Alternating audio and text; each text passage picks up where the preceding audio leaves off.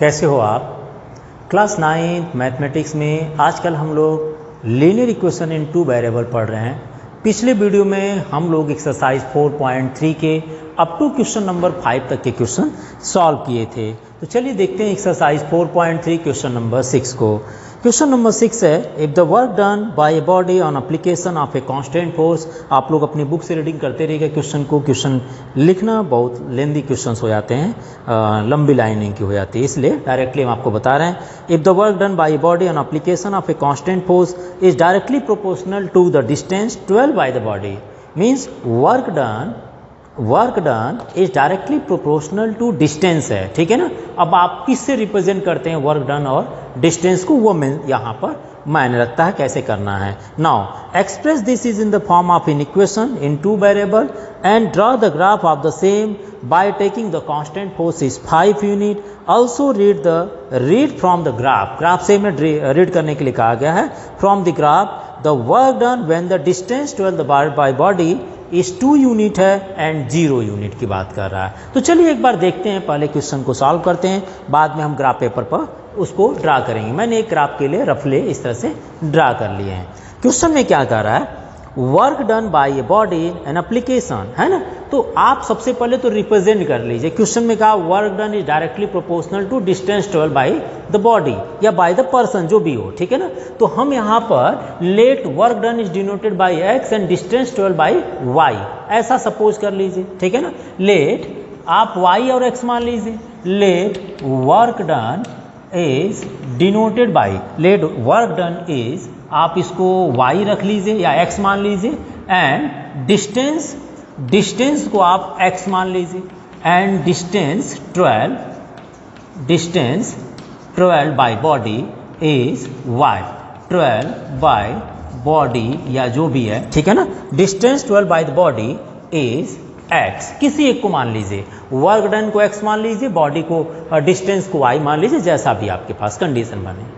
और क्वेश्चन में दिया है work done by the body an application of a constant force is directly proportional to distance है, means work done is denoted by Y, so Y is directly proportional to किससे है, distance की। Question में ही कहा work done is directly proportional to distance 12 by body. ये directly proportional का symbol होता है, प्रोपोर्शनल का ये सिंबल हुआ करता है, आप लोग साइंस में इसको यूज किया करते होंगे। जब हम इस प्रोपोर्शनल सिंबल को हटाना चाहेंगे, इसको बोला जाता है कि ये इसके इक्वल हो सकता है। प्रोपोर्शनल का मतलब होता है अगर ये इंक्रीज करेगा तो ये भी इंक्रीज करेगा, कंडीशन है। डायरेक्टली प्रोपोर्शनल की बात कर रहा है, ठीक है ना। इनवर्स प्रोपोर्शन की बात करता तो ये इंक्रीज करता तो ये डिक्रीज करता, ऐसा होता है। लेकिन यहाँ डायरेक्टली प्रोपोर्शनल है कि अगर y इंक्रीज करेगा तो x भी इंक्रीज करेगा। तो work done is directly proportional to by the body है, डिस्टेंस 12 बाय बॉडी है। अगर हम इस प्रोपोर्शनल सिंबल को हटाते हैं तो हमें मिलेगा, मान लीजिए जब प्रोपोर्शनल को हटाते हैं तो कोई एक कांस्टेंट यूज कर लेते हैं, उस कांस्टेंट को मैं k मान लेता हूँ। क्या मान लेता हूँ, k। Work done is directly proportional to distance है, इस प्रोपोर्शनल से को हटाएंगे जब साइंस के अकॉर्डिंग चल रहा हूँ तो वहाँ पर क्या होता है, एक कांस्टेंट मान लेते हैं, कांस्टेंट मान लेते हैं ताकि ये दोनों आपस में बैलेंस हो जाए। तो यहाँ k क्या है, एक कांस्टेंट है। आगे क्वेश्चन में दिया है कांस्टेंट है। Now draw the graph of the same by taking the constant force as 5 unit कहा है। ये जो कांस्टेंट है इसको बाद में सपोज करने के लिए कहा गया है कि k is equal to 5 unit ले लीजिए। ऐसे में जो लीनियर इक्वेशन आपको मिल जाएगी y is equal to 5x मिलेगा, इसका आपको ग्राफ प्लॉट करना, पहले इतना काम करना है। ड्रा द ग्राफ है एंड ऑल्सो रीड की बात कर रहा है, उसको बाद में करेंगे। तो y इज इक्वल टू 5 मतलब आप k की जगह 5 रख रहे हैं और y is equal to 5x मिल जा रहा है। अब जरा हम इसका ग्राफ प्लॉट करेंगे। ग्राफ प्लॉट करने के लिए क्या करना होगा, सबसे पहले हमें टेबल बना लेते हैं, x और y की वैल्यू फाइंड कर लेते हैं। ऐसे केसेस में मैं टेबल से डायरेक्ट वैल्यू फाइंड करूंगा, ठीक है ना, ताकि आप कैलकुलेशन तो आप इससे पहले वाले क्वेश्चन में कर चुके हैं। यहाँ पर लेकर चलते हैं x और y की दो डिफरेंट वैल्यू निकाल लेते हैं, 2 या 2 से ज़्यादा। सबसे पहले अगर x इज इक्वल टू आप 0 पुट करते हैं, यहाँ पर 0 को सबसे पहले चेक कर लिया करें।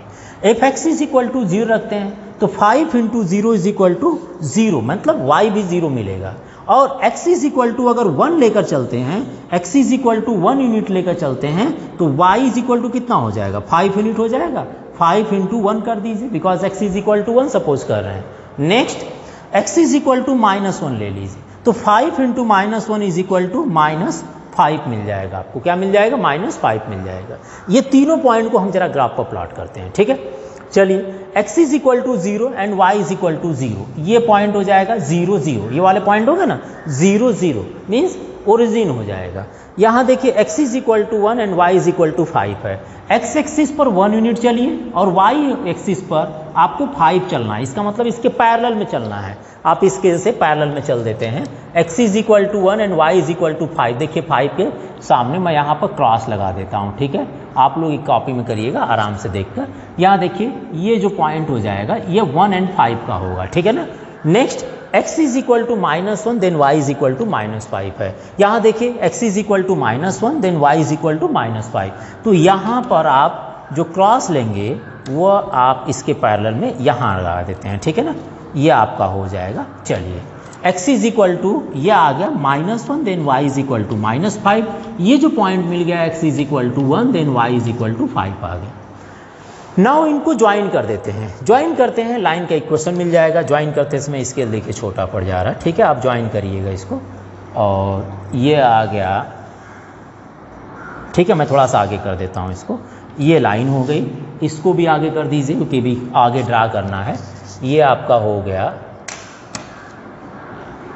चलिए, मैंने थोड़ा सा और आगे लेकर चल देता हूँ इसको, आपको यहाँ तक तो दिखाई देगा। चलिए, x is equal to 1, y is equal to 5। Now ये कंप्लीट हो।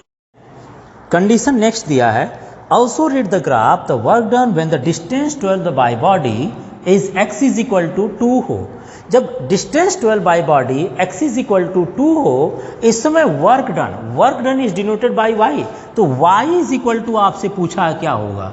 एक्चुअली वैसे देखा जाए तो x इज इक्वल टू 2 अगर होगा तो y इज इक्वल टू 10 होगा, लेकिन इसको ग्राफ से शो करना है। तो ग्राफ से x इज इक्वल टू 2 के पैरेलल में कोई लाइन खींचना है। x इज इक्वल टू 2 से पास होते हुए y के पैरेलल में एक लाइन खींचे। देखिए x इज इक्वल टू 2 कहाँ होगा, यहाँ से चलेंगे। x इज इक्वल टू 2 यहाँ है, यहाँ से मैं एक लाइन खींच रहा हूँ जो y एक्सिस के पैरेलल चलेगी। ये देखते हैं लाइन कहाँ पर कट करती है। देखिए ये लाइन है और मैं इसके पैरेलल में ये इसको ज्वाइन कर देता हूँ जो कि इस लाइन को टच करते हुए आएगी। ये देखिए ज्वाइन कर दिया। जब ये लाइन ज्वाइन करते हैं तो ये एग्जैक्टली यहाँ पर ज्वाइन होती है और यहाँ से अगर y एक्सिस के पॉइंट को मिलाया जाए, ये मैंने मिला दिया, तो ये जो पॉइंट होगा यहाँ पर आप देख सकते हैं ये डिस्टेंस 10 यूनिट पर मिला रहा है। मतलब ये जो पॉइंट है वो 0,10 है, यही ना है, 0,10 है। और ये जो पॉइंट बनेगा जहाँ पर ये कट करेगा, इसको P मान लिया जाए तो ये होगा 2,10। तो आपसे ग्राफ से ही पूछा है कि when x is equal to 2 है तो y कितना होगा। ग्राफ से आप इसको इस तरह से ज्वाइन करिएगा जो कि इस लाइन को कट करेगी किसी न किसी पॉइंट पर। वहाँ उस पॉइंट को P मान लीजिएगा और उसका कोऑर्डिनेट लिख दीजिएगा। कोऑर्डिनेट क्या होगा भाई, y की वैल्यू आपको मिल जाएगी 10। ठीक है, क्लियर है।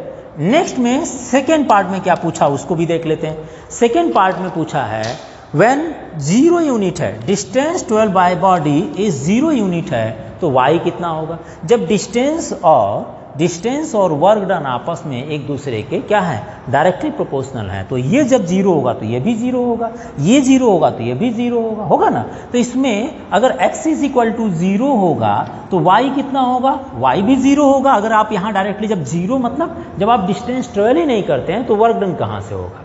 इसका मतलब when x is equal to 0 then y is also 0। इसको ग्राफ पर आप कहीं नहीं शो करना, यहाँ पर क्रॉस लगा दीजिए और यहाँ लिख दीजिएगा दिस वन इज 0 एंड 0। ठीक है ना, ये 0 0 हो गया। तो ये क्वेश्चन नंबर 6 है जिसमें आपको इक्वेशन की कंडीशन दी गई थी, साथ ही साथ ये दोनों को ग्राफ पर प्लॉट करना था। एक बार इसको नोट कर लीजिए। चलते हैं क्वेश्चन नंबर 7। क्वेश्चन नंबर 7 लेकर, Yamini and Fatima, 2 student of class 9th of A school, together contributed 100 rupees toward the PM relief fund, Prime Minister relief fund, to help the earthquake victim.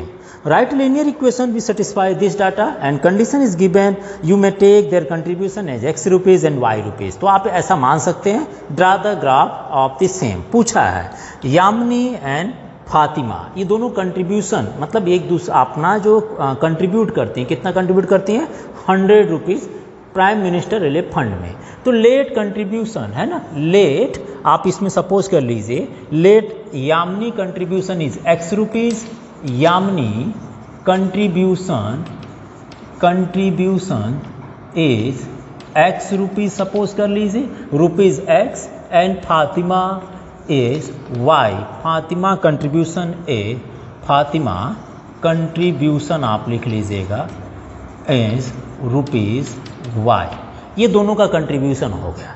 दोनों ने मिलाकर जो अमाउंट कलेक्ट किए, contribute किए, वह x plus Y is equal to 100 होगा, because दोनों के अमाउंट जो बन रहे हैं वह 100 रुपीज़ कंट्रीब्यूशन हो रहा है। इसका ग्राफ ड्रा करना है, इसलिए ड्रा कर सकते हैं, टेबल बना लीजिए सबसे पहले तो काम एक, ठीक है ना। यहाँ से x और y की वैल्यू फाइंड कर लीजिए और आराम से ड्रा कर लें। चलिए मैं यहाँ पर ले लेता हूँ x एंड y, ठीक है।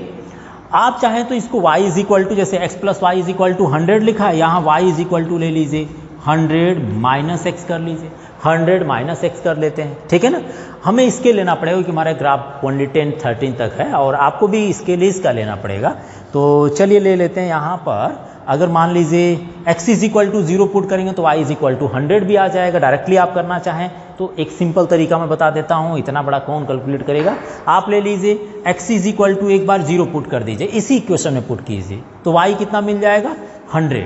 और अगर y is equal to 0 put करते हैं यहाँ पर तो x कितना मिल जाएगा 100।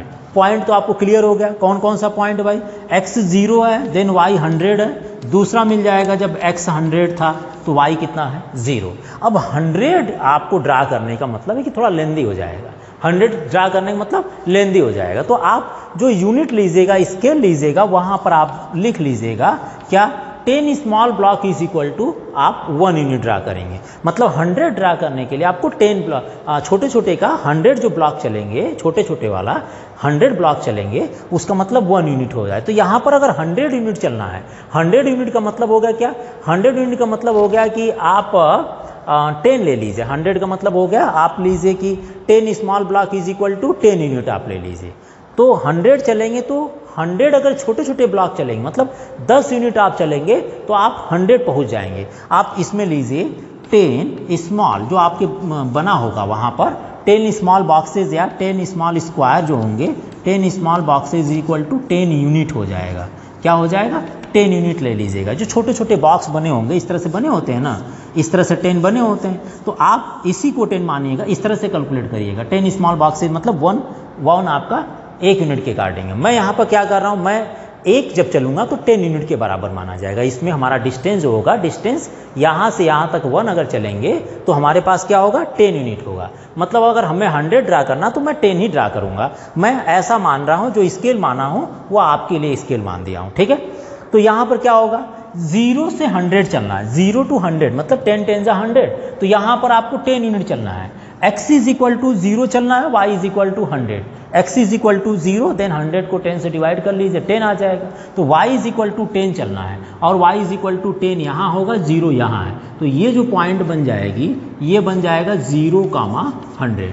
नेक्स्ट देखते हैं 100,0 है, इसका मतलब x is equal to 100 means 10 unit चलेंगे और y इज इक्वल टू 0 चल देंगे। तो y इज इक्वल टू 0 यहीं पर होगा, क्योंकि यहाँ y 0 है इसलिए कहीं चलना नहीं है। इनको ज्वाइन कर दीजिए, आपको मिल जाएगा इस लाइन का ग्राफ मिल जाएंगे, ठीक है ना। ये देखिए ज्वाइन कर लीजिएगा,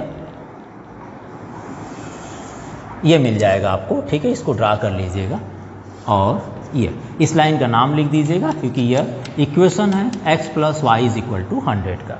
आपसे ग्राफ पूछा था, इक्वेशन बनाना था और ग्राफ पूछा गया था। तो आप ये क्वेश्चन नंबर 7 भी हो चुका कंप्लीट। आप